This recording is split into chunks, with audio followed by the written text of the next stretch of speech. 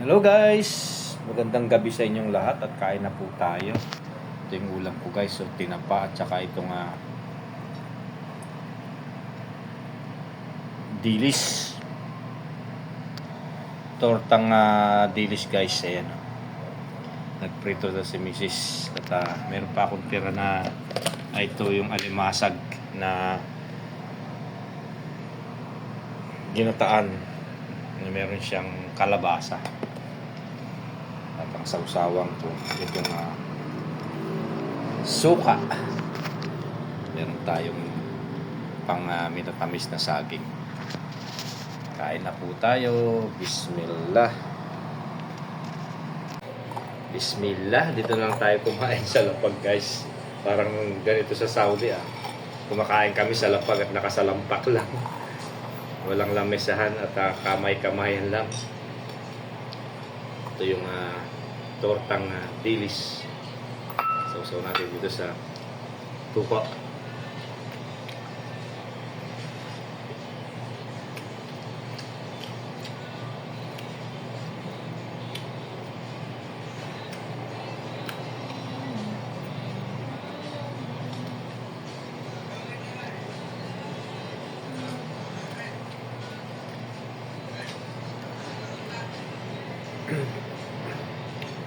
Ito yung ginataang kalabasa na meron siyang alimasan.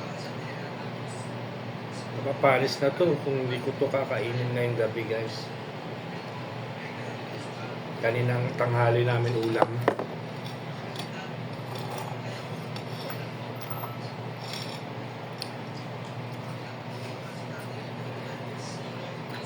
Kain po tayo.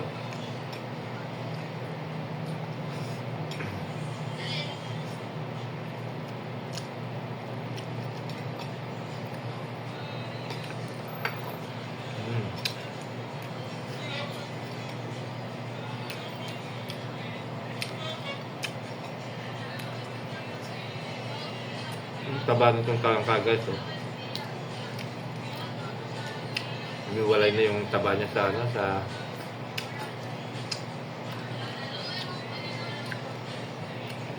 kalukod niya.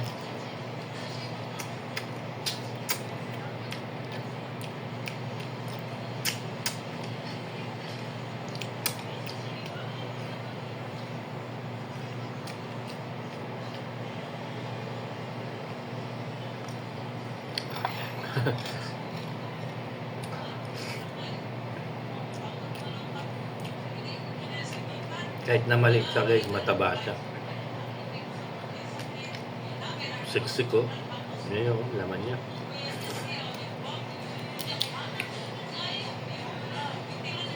Taba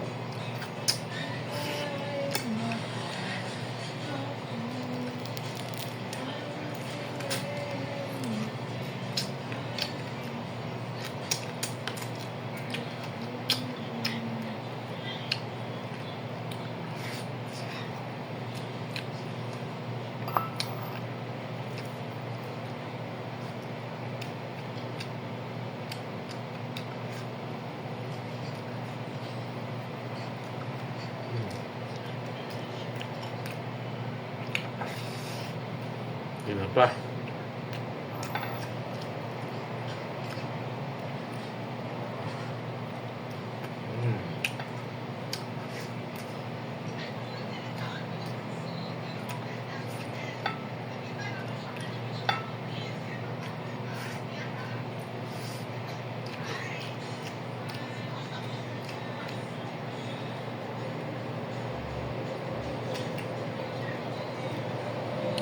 Bawi-bawi na naman tayo guys.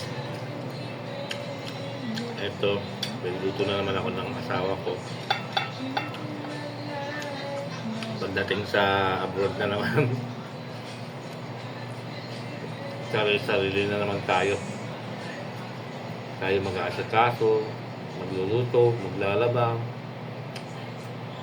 At dito, pagbakasyon, asawa ko naglalaba, nagluluto. Nagpe-prepare ng pagkain ko. Yun ang namimiss ko sa asawa kapag umuwi ako. Kaya kapag umaalis ako, Nakakalungkot na. Pagdating namin sa abroad. Dahil sarili na naman natin yung buhay-buhay natin.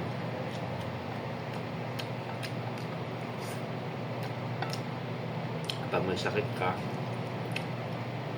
nandito yung asawa mo, nakasikaso sa'yo, pagluluto ka, lalaba ka, pagdating mo sa abroad. Kapag may sakit ka, sarili mo lang ang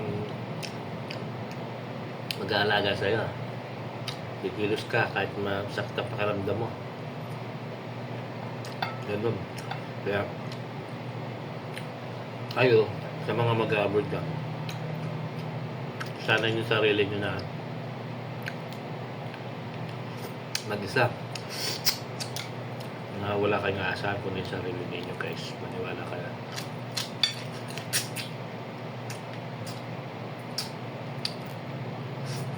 Kaya yung mga nag-abroad, kapag nakakapagbakasyon, feeling reyna, feeling hari. Sinusulit lang ba nila yung bakasyon nila na may nag-aasikaso sa kanila? Kapag ganito, may magluluto sa'yo, meron maglalabas kayo. Ganun lang ang mga rule ng mga asawa natin. Pag balik natin ulit, sakripisyo na naman, ilang taon na naman tayo makakabalik, di ba?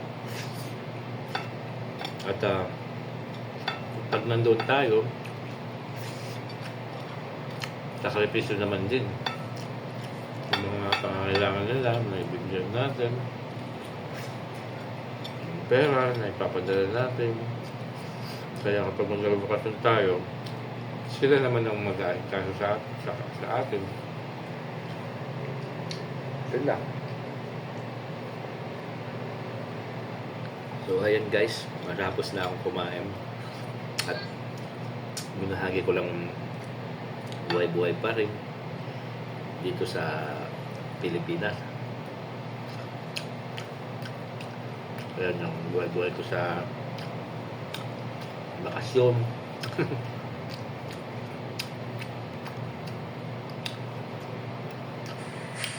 Ayan yung asawa ko na laging nandyan,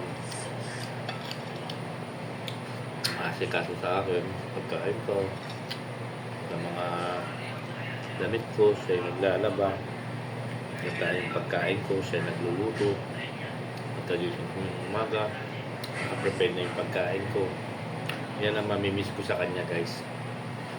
Yan yung asawa ko na napaka-bait, napaka-maasikaso. Yan ang namimiss ko sa kanya pag maalis ako. Pagdating sa abroad, back to reality. Sarili nyo muna naman ang nag-asgas sa'yo. Kapag nagugutom ka, magluto ka. Kapag malungkot ka, pasahin mo sarili mo. Kapag masakit ka, pagalingin mo yung sarili mo. Ganyan sa abroad guys. Kaya kapag nagbabakasyon tayo, sinusulit lang natin yung ating araw na makasama yung pamilya natin, asawa natin. Ayan guys, hindi yung porket na nagbason tayo na feeling hari tayo, feeling reyna. Opo, kasi yun lang naman ang magagawa ng ating mga asawa nung pagsilbihan nila tayo. At kapag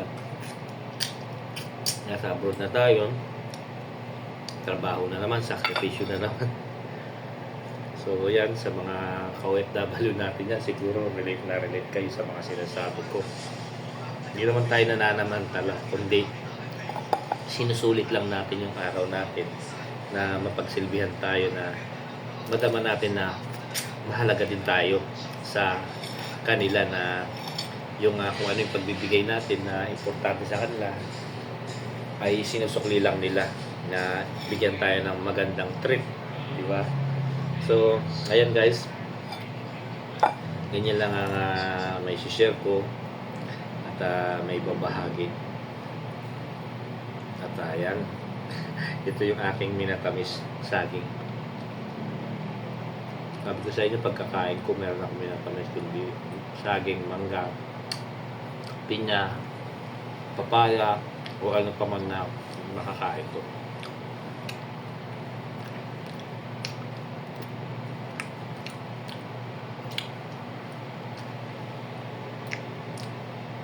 So, ayan. Busog na ako. Alhamdulillah. Syukran ala sa hapunan na binigay ninyo at sa aking asawa na hatag niya at pinagluto ko ng masarap na pagkain sa araw-araw na inihapag niya. Ayan.